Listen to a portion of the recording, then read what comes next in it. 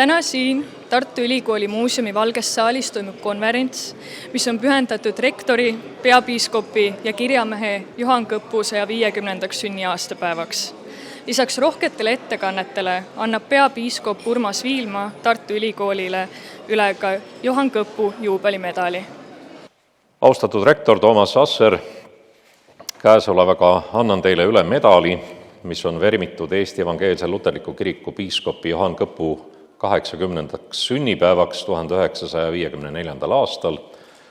Palun teil see medal hoiustada Tartu Ülikooli mälestusmedalite kollektsioonis. Ja siia on lisatud ka originaaltunnistus selle medali kohta, millele on ka siis alla kirjutanud selle toimkonna nimel Lüüs. Ja annan selle teile üle. On, nii. Ole hea. Teie rääkisite täna oma ettekandes Juhan Kõpust ja Eesti haritlaskonnast 19. sajandi lõpul ja 20. sajandi alguses. Milline oli Juhan Kõpu roll oma aja haritlaskonnas? Juhan Kõpp kuulus kuidagi loomulikult sellesse seltskonda, kes kandis endast seda rahvusmeelset vaimu ja julges hakata ehitama Eesti oma rada selle valitseva Saksa ja Vene mentaliteedi ja võimu vahele. Ja Kõpp oli kindlasti, ta oli noorem, näiteks, Henrik Koppelist, kes oli ju ka ülikooli rektor, hiljem arst täpselt, ta oli 10 aastat noorem, ta nagu kuulus esialgu, oli ta pigem nagu selline vaiksem seal haritlaskonnas, sest kõige suurem autoriteet oli Villem Reimann, aga oma iseloomu, just sellise tasakaalukuse ja rahuliku meele ja sooviga nagu kuulata kõik ära ja siis leida see parim lahendus, suutis Kõpp olla ühtaegu selles haritlaskonnas, kuhu kuulus ju ka Jaan Tõnisson, hästi temperamentne ja järeleandmatu ja väga hoopis teistsugune. Kõpp oli nagu selline kokkutooja, ühendaja. Henrik Koppelil oli seda laadi ja seda meelt ja Kõpus oli täpselt samamoodi. Ja erinevalt võib-olla paljudest või mitmetest teistest tollastest haritlastest, just rahvusmeelsetest, Kõpp oli väga teadlik. Ta oli väga teadlik, et usuõpetaja on ja see kirikutee on tema valik, tema ei kahelnud kunagi. Tema teadis, mida ta tahab ja liikus väga järjekindlalt seda teed.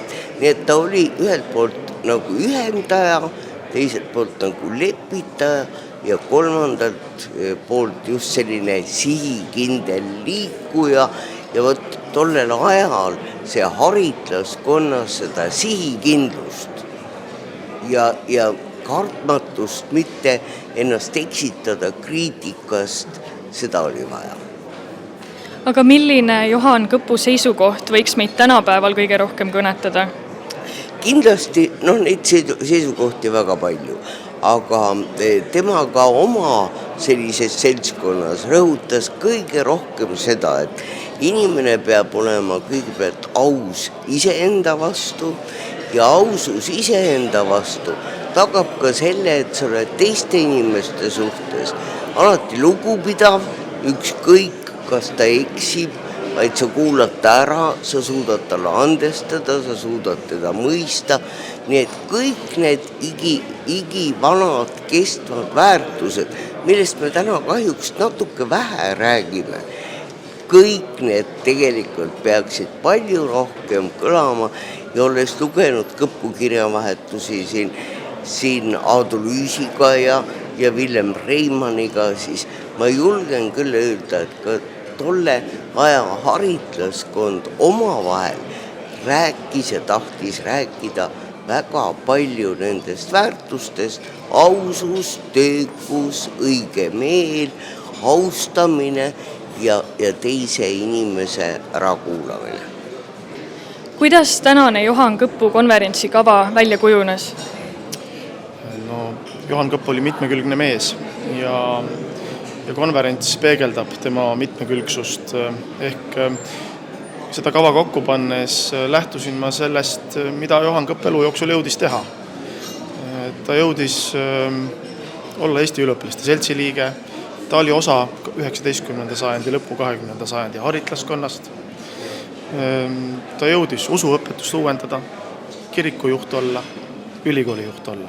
Kõik need ettekanded ühel või teisel moel peegeldavad seda, millega Johan Kõpp seotud oli.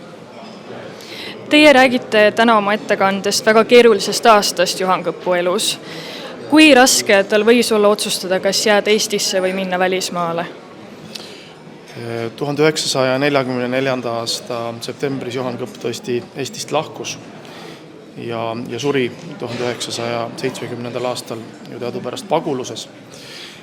See ei olnud kerge otsus. Siin ka meie konverentsil on väljas mõned dokumendid, kust on näha, kuidas ta heitles sisemiselt, kas minna.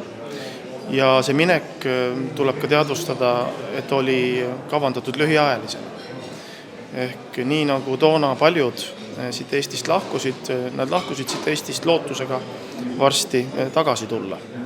Ja ka Kõpu puhul me näeme, et nii tema enda mõtted kui ka need kirjad, mis talle 1944. aasta lõpus saabuvad, sest ta hakkab üsna aktiivselt kohe kirikuelu korraldama, et ka neis kirjades peegeldub see sama veendumus, et loodetavasti varsti saame me oma kodumaale tagasi. Nagu me teame, see nii ei läinud ja sellest lähtuvalt muidugi hakati ajapikku ka oma seniseid väljavaateid ümber hindama, kodumaale tagasi pöörduda. Aga sellele vaatamata, et seda visiiti seal või põgenemist Eestist peeti lühiajaliseks, sellele vaatamata asuti kohe tegutsema. Et Rootsis on näha, et juba 1944. aasta novembris-detsembris pannakse paika vaimulike teenimise kord, moodustatakse piirkonnad, kus vaimulikud teenivad. Need vaimulikud võetakse ka Rootsi kiriku palgale, nii et ka see tugi on Rootsi kiriku poolt on arvestatav. Ja kõige selle korraldamisega tegeleb muidugi samuti Johan Kõpp. Aga suur tänu ja ilusat konverentsipäeva jätku! Aitäh!